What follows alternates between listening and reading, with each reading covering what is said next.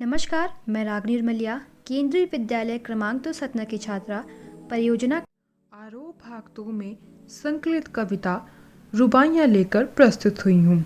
रुबाइयाँ जिसके लेखक फिराक गोरखपुरी हैं। इनका मूल नाम रघुपति सहाय उर्फ फिराक है। इनका जन्म 28 अगस्त सन 1896 गोरखपुर उत्तर प्रदेश में हुआ। वे निधन 1983 में। इनकी शिक्षा की शुरुआत रामकृष्ण की कहानियों से हुई। वे बाद की शिक्षा अरबी, फारसी और अंग्रेजी में। 1917 में डिप्टी कलेक्टर के पद पर चयनित हुए।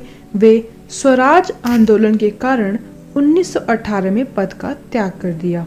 1920 में स्वाधीनता आंदोलन में हिस्सेदारी के कारण 1.5 वर्ष की जेल हुई।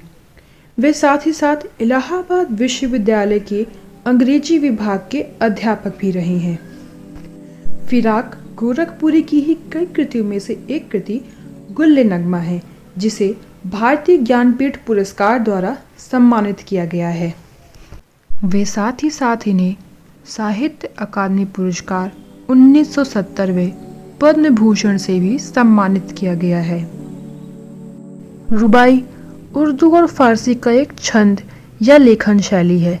इसकी पहली, दूसरी और चौथी पंक्ति में तुक मिलाया जाता है और तीसरी पंक्ति स्वतंत्र होती है। रुबाइयाँ कविता का सार। इस रचना में कवि ने वात्सल्य वर्णन किया है। माँ अपने बच्चे को आंगन में खड़ी होकर अपने हाथों में प्यार से झुला रही है। वे उसे बार बार हवा में उछाल देती है, जिसके कारण बच्चा खिलखिलाकर हंस उठता है। वह उसे साफ पानी से नहलाती है तथा उसके उलझे हुए बालों में कंघी करती है। बच्चा भी उसे प्रेम से देखता है जब वह उसे कपड़े पहनाती है। दिवाली के अवसर पर शाम होते ही पुते हुए सजे हुए घर सुंदर लगते हैं। चीनी मिट्टी के खिलौने बच्चों को खुश कर देते हैं। वह बच्चों के छोटे घर में दीपक जलाती है, जिससे बच्चों के सुंदर चेहरों पर दमक आ जाती है। आसमान में चांद को देखकर बच्चा उसे लेने की जिद पकड़ लेता है।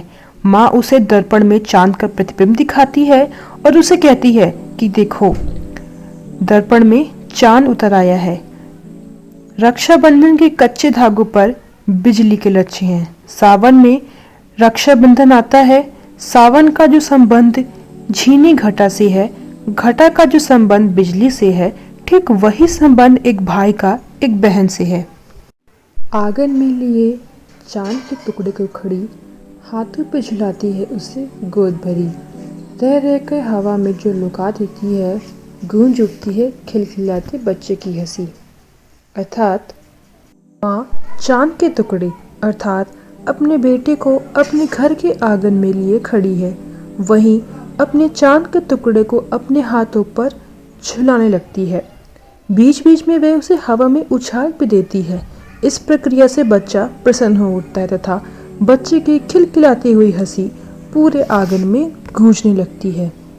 नहला के छलके छलके निर्मल जल से उलझे हुए गेसुओं में कंघी करके किस प्यार से देखता है बच्चा मुँह को, जब घुटनियों पर लेके पहनाती। इस काव्यांश में माँ द्वारा बच्चे को नहलाने की प्रक्रिया का वर्णन किया गया है। व्याख्या। माँ अपने चांद के टुकड़े को छलके छलके निर्मल जल से यानी कि साफ सुथरे जल से नहलाती है। वह उसके उलझे हुए बालों में कंघी करती है। वे जब माँ अपने बेटे को अपने घुटनों में बैठा के कपड़े पहनाती है, तब उसका बेटा उसे बहुत ही प्रेम से देखता है। दिवाली की शाम घर पुते और सजे, चीनी के खिलौने जगमगाते लावे, वो रूपवती मुखड़े पे एक नर्म दमक बच्चे के घरौंदे में जलाती है। इस काव्यांश में दिवाली के त्योहार का वर्णन किया गया है। शायर कहता है कि आज दिवाली की शाम है। इस अवसर पर घर रंग रोगन से पुता हुआ तथा सजा हुआ होता है। घर में रोशनी की जाती है, जिससे माँ के सुंदर मुंह पर हल्की सी चमक आ जाती है। इस अवसर पर घरों में मिठाई के नाम पर चीनी के बने हुए खिलौने आते हैं। माँ अपने छोटे से बच्चे के घर पे दिया जलाती है। आंगन में ठुनक रहा है जिदियाया है, बालक तो हुई है चांद पे ललचाया है। दर्पण उसे दे के कह रही है माँ, देख आईने में चांद उतर आया है। इस काव्यांश में बालहट का वर्णन किया गया है। व्याख्या: शायर कहता है कि छोटा बच्चा आंगन में मचल रहा है। वह जिद लगाए हुए है कि उसे चांद चाहिए। उसका मन उस चांद पे ललचा गया है। माँ उसे दर्पण में चांद दिखाते हुए कहती है बेटा देखो, दर्पण में चांद उतर आया है। इस तरह वह बच्चे की जिद को पूरी कर देती है। रक्षाबंधन की सुबह रस की पुतली, छाई है घटा गगन हल्की हल्की। बिजली की तरह चमक रहे हैं लच्छे, भाई के है बांधती चमकती राखी। इस काव्यांश में रक्षाबंधन पर्व का वर्णन प्रकृति के माध्यम से किया गया है। कवि कहता है कि रक्षाबंधन की सुबह आनंद व मिठास से भरी हुई होती है। रक्षाबंधन सावन के महीने में आता है। इस दिन आकाश में काले काले हल्के हल्के बादल छाए हुए होते हैं। इन बादलों में बिजली चमक रही होती है। इसी तरह राखी के लच्छे भी बिजली की तरह चमकते हैं। बहन अपने भाई की कलाइयों पर यह चमकीली राखी बांधती है।